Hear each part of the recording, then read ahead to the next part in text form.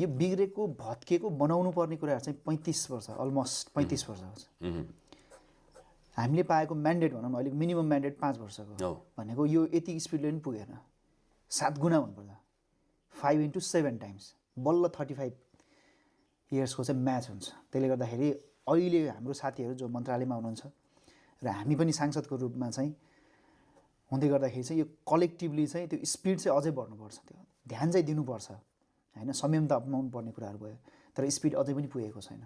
किन 35 वर्षमा जे बिग्रेको थियो, जे बनाउनु पर्ने थियो, हामीले 5 वर्षभित्रमा गर्नुपर्ने छ। त्यो हरेक दिन मिनिमम 7 टाइम्स स्पिड हुनुपर्छ, अझै पनि पुगेको छैन। डिजिटल पहिले जान्छ, त्यसपछि मान्छेहरू आउनुहुन्छ, म्याक्सिमम 5 देखि 10 मिनटमा बुँदाको रूपमा उहाँले ब्रिफिङ गर्नुहुन्छ, निस्किनु सक्यो।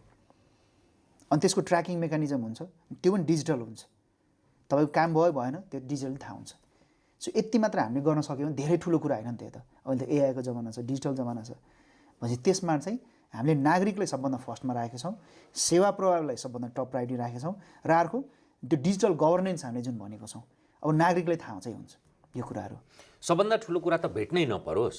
एक्ज्याक्ट, भेट्नै नपरोस्। मन्त्रीलाई किन फोटो खिच्न भेट्ने र सांसदलाई के गर्न भेट्ने? हामीले कार्यकारी भूमिकामा पठायौँ कि विधायकी भूमिकामा पठायौँ, त्यो भूमिका निर्वाह गर्नुहोस् होइन।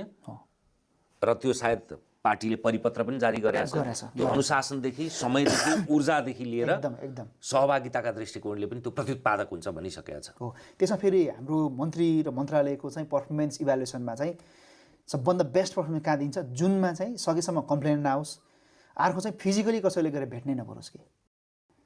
त्यसको 72 घन्टामा चाहिँ उपचार चाहिँ हुन्छ। फेरि त्यो समानुपातिक मात्र होइन, प्रत्यक्षलाई पनि लागु हुन्छ।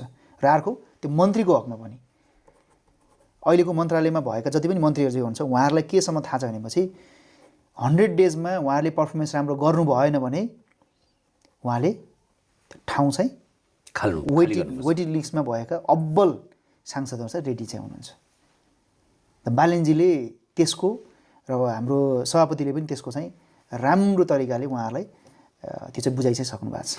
100 जुन बाचा छ 100 दिनमा होइन, यदि तपाईँहरूले 5 वर्षमा गरे पनि पर्याप्त हुन्छ। हामी कहाँ केही नभएर पो बिग्रेको भनेर हामीले भनिरहेछौँ, तर तपाईँले यो रफ्तार 7 गुणा बढाउनुपर्छ भन्नुभएको छ। पुगेकै छैन। सरकारको गतिमा निजामती सेवा हिँडेको छ, कर्मचारीहरू, सुरक्षा प्रशासन, यो संयन्त्र त जम्मा जम्मी संसदमा 182 जना थपिनु भयो तपाईँहरूको तर्फबाट, अनि मन्त्रालयमा सरकारमा 15 जना थपिनु भयो। त्यहाँ त लाखौँको त पुरानै संरचना त छ।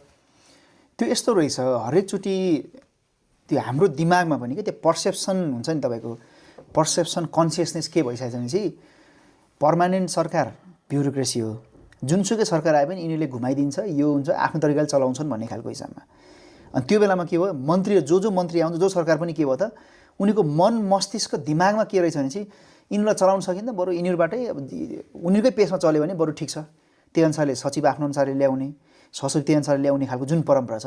तर अहिले अचम्म तरिकाले म एकदम सरप्राइज छु, काहीँ न काहीँ म पनि त्यो एउटा नेगेटिभ बाइस थिएँ कि यो पर्मानेन्ट सरकार जुन ब्युरोक्रेसीसँग जोडेकोमा।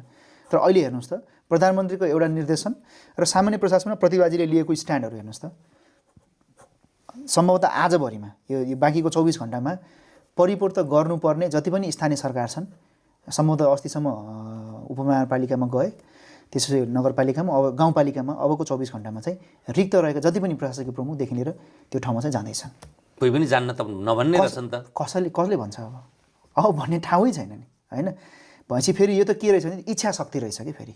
तर यो भन्दै गर्दाखेरि हामीले प्रशासनमा भएका, ब्युरोक्रेसीमा भएका कर्मचारी साथीहरू भयो, सहयात्रीहरू भयो, उहाँहरूलाई फेरि च्याप्ने, न्याक्ने, प्रतिशोध लिने, हिजोको कुन पार्टीसँगको अफिलिएसन खोज्ने, त्यो चाहिँ हुँदैन।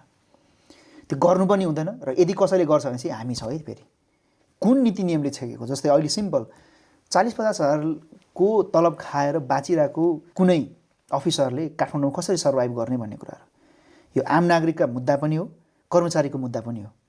हामीले यसमा के गर्छौँ भन्दै गर्दाखेरि शिक्षा, स्वास्थ्य, महँगीसँग जोडेको पाठमा निर्मम तरिकाले हामी काम गर्दैछौँ। निर्मम।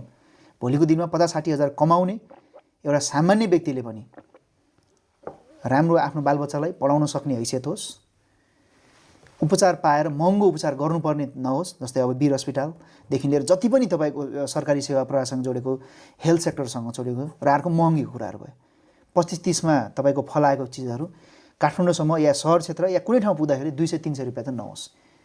यति मात्रै हामीले सहजीकरण गर्दै गर्दाखेरिको कुराहरूमा हाम्रो कर्मचारीहरूले उहाँले घुस खानुपर्ने, उहाँले बिचौलियाको सेटिङमा जानुपर्ने त्यो हुँदैन। हामी तपाईँहरूले सहजीकरण त्यहाँनिर गर्छौँ। तर त्यसको सट्टामा के हुन्छ, सरकारले लिएको जुन यो 7 गुणा जुन स्पिडमा जानुपर्ने त्यो स्पिडमा त तपाईँहरू आउनै पर्छ।